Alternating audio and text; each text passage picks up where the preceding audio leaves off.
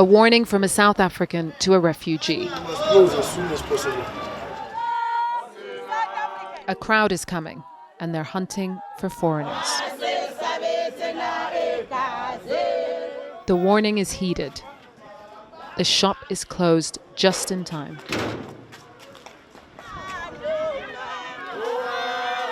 As the small mob approaches. It's a small crowd, but an intimidating one. They've got a very astute sense of the establishments that might be foreign owned. And then when they do see one, they go speak to the neighbors or the people near a place and tell them that you must warn them, you must tell the foreigners to leave. So there is this real door-to-door campaign happening here in Soweto, but also in areas across South Africa and across Johannesburg. They're on a mission, drawing in neighbors and bystanders here in Soweto, but not without resistance. Until the other group of... Peter Manete is an activist working to protect migrants in his community.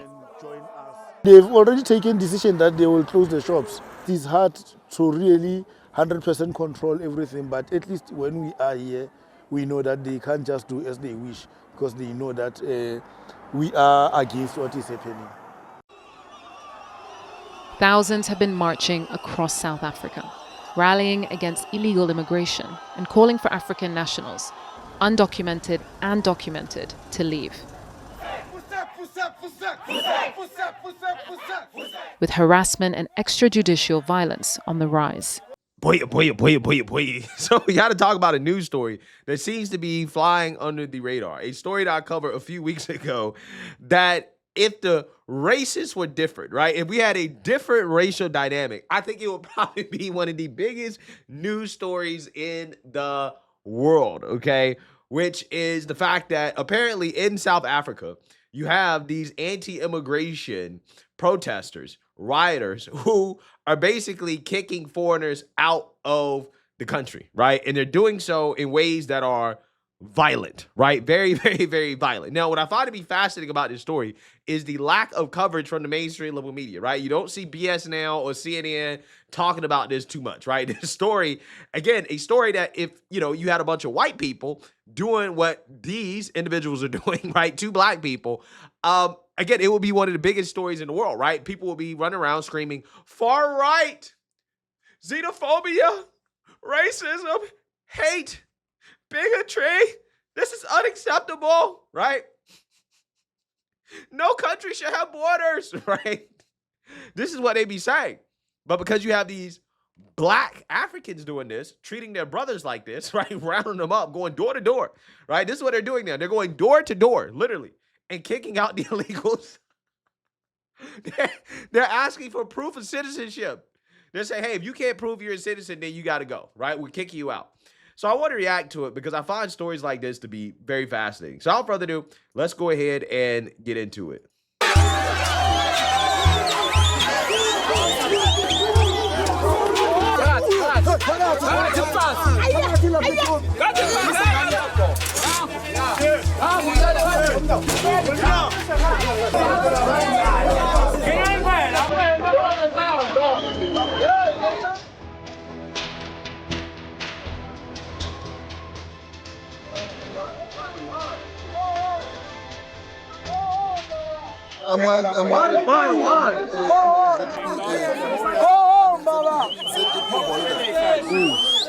Guys, from now on, South Africa yonke, for as long bengakahambi, every Thursday siyamasha.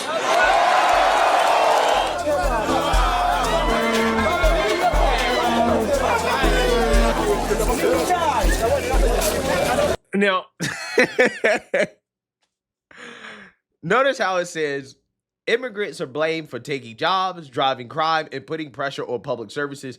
Claims that social scientists, aka liberals, right, say lack evidence according to Reuters. Now, at some point, right, at what point will these people stop claiming that this is not a real thing, right? That this doesn't happen? Are these people making it up, right? Are all the people who are upset about mass migration, and you can't claim it's racism here, right? Because these are all blacks, right? Even though they're different, ethnicities or whatever, right? They're from different countries. Still, right? It's not a black hatred thing going on here, right? At what point will they admit that, no, these things are actually true, right? When you have mass migration, you have individuals that do take jobs, right? They undercut wages. And I guarantee you that it's very bad in a country like South Africa that isn't a great country to live in or be born in the first place, right? So you got these, illegals coming in from Zimbabwe and Botswana and some of these other places. Yeah, well, you got these illegals coming in. You're going to see people get their jobs taken away. Crime is going to go up, right? And yes, there's strain on social safety nets. Again, these are all things that are said here in the West, right? Arguments that are made in the United States, made in Europe, in the UK, okay, by people who, again, don't want to see mass migration, but yet we're called far right. We're called racist. We're called hateful. And it's like, no, we're not hateful. We just understand that this is what happens, right? That resources are scarce, okay? Resources are scarce, okay? We don't have an unlimited amount of stuff, right? We don't have an unlimited amount of jobs, an unlimited amount of homes, an unlimited amount of welfare. We don't have an unlimited amount of stuff. So you got more people coming into this country and they're now dependent on the system, right? Then yeah, that creates a strain. And there are some people who are just not going to tolerate it, right? In this case, right? These people seem to be a lot less tolerant than the white man, right? I mean, from covering stories like this, I've basically concluded that the white man might be the most generous person on the planet, right? Most generous, most tolerant, because, when mass migration happens in other countries, right, there's zero tolerance. They pulling people out of homes, right? They're snatching people out of homes. They're not voting, right? They're not trying to vote their way out of this. They are snatching people up out of their homes. They're finding the illegals and they're taking care of the problem themselves, right? Again, I'm just saying, stories like this, I think, really show the generosity of the white man in general compared to the rest of the world. I'm so serious.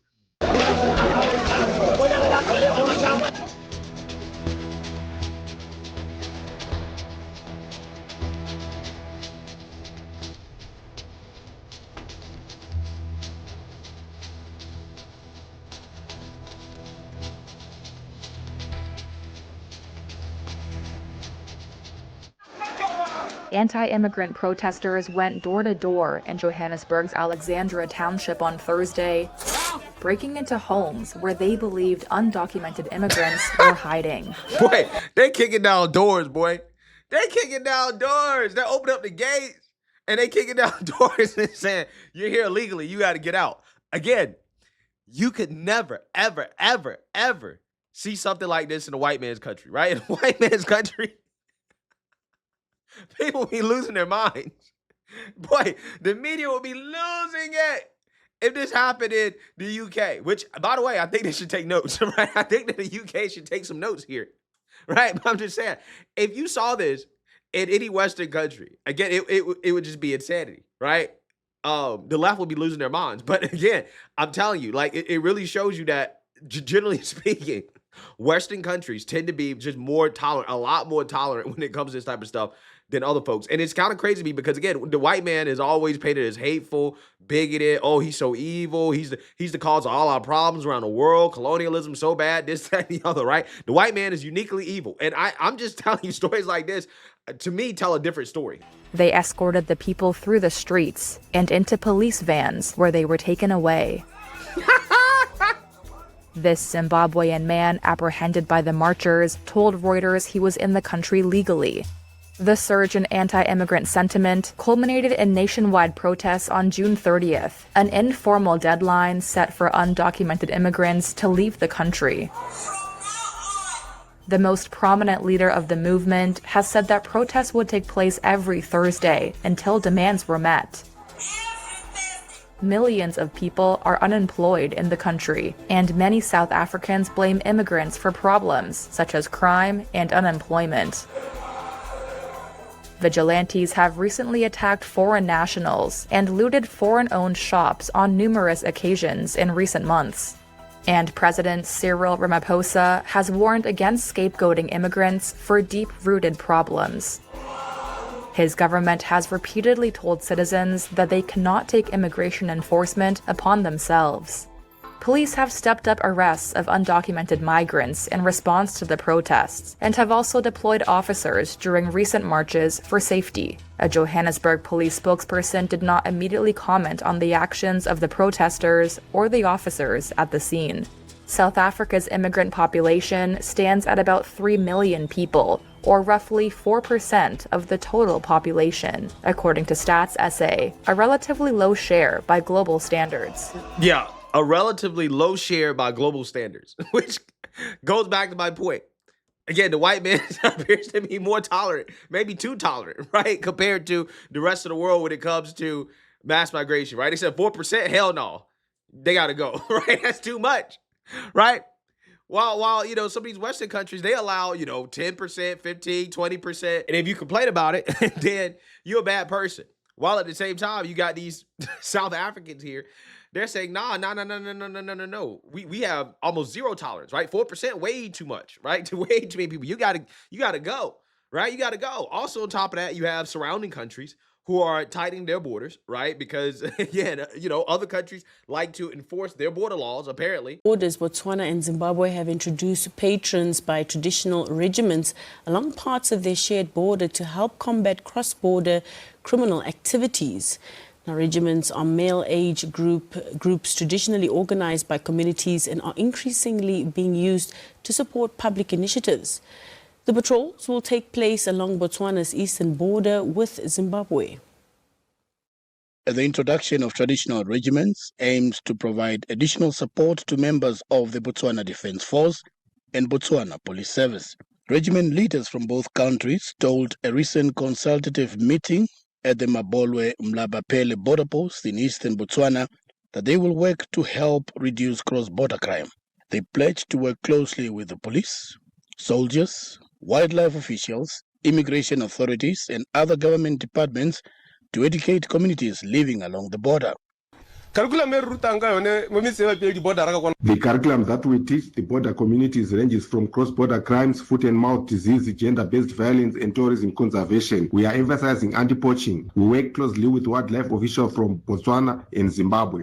And then mainly a regiment. And then many regiments on the Zimbabwean side are Mashava, Gelisupi, and Msendangi. They are ready to fight fierce battles, and they are now calling themselves Mother of All Regiment. Those are the regiments we formed. We have Scorpion, also called Stop Group, and inland villages are serviced by other regiments curbing all criminal activities such that crime ends. Check out the hypocrisy, y'all. Zimbabwe is tightening up their borders after they received 60,000 of their people back from South Africa. They looking at that crisis. They call it a crisis. Undocumented immigrants fleeing South Africa. Oh, no. You cannot come to Zimbabwe, or if you do, you got to pass through. Yeah, you don't got to go home, but you cannot stay here. That's what Zimbabwe is saying. And the hypocrisy, because everybody is like, well, South Africa, they have to bear the burden of Africa. Like, isn't Africa for Africans? If that's the case, how come Zimbabwe borders, they're tightening up their borders? This is no different than when Trump closed the borders, the U.S. borders. Mexico stopped allowing people to come through Mexico. They tightened up their borders because they know exactly what they were doing. They were allowing people from all over the world pass through Mexico because they know that they were going to the United States. Now that stopped, they're like, nope, we got to tighten up our borders now. Same in this situation, but Africa always preach Pan-Africanism, right? Africa is for Africans. How come Zimbabwe is tightening their border? And if you look at it in real time, in real life, it sounds nice, but it seems like it's a very parasitic ideology because they always talk about Pan-Africanism when you have a group of people eating off somebody else's country, eating off another group of people. But they never teach, hey, build your countries. Make it where your countries is also lucrative for other people. So it could be a transactional relationship. Could you imagine every time you held a potluck, you the one that always bring the food to the table and the rest of the people only bring their appetites and they never contribute, or they try to scam you? Yeah. But look at the hypocrisy, y'all. Zimbabwe say, you know what? Hell no, y'all can't come here. Our borders is closed. We're tightening up our borders. Y'all gotta bounce, man. Yeah, they're enforcing their laws, which apparently is a foreign concept here in the United States, right? They're enforcing and reinforcing their borders, right? Again, another foreign concept here in the United States of America. It's just kind of funny to me, right? It's kind of funny how if the roles were different, right, in regards to race, okay, if these were a bunch of white people rounding up migrants in Europe, just how much the media would be losing their mind. But because it's happening in Africa, right, you don't really see too much coverage on this, right? It just goes to show people want their countries, right? They don't want their countries taken over by foreign invaders. It is what it is, right? It is what it is. It's not hatred. It's not bigotry. It's just understanding that resources are scarce and you can't share your country with everybody, right? Some people can come, but most people can't. It is what it is. You can't come here permanently, and that's not hatred. It's just understanding that, hey, that's just how it is, right? You can't share everything with everybody. You just can't, or you're not gonna have anything at all. So let me know what you guys think. Make sure you like, comment, and subscribe. Most importantly, share a Black conservative perspective. Peace.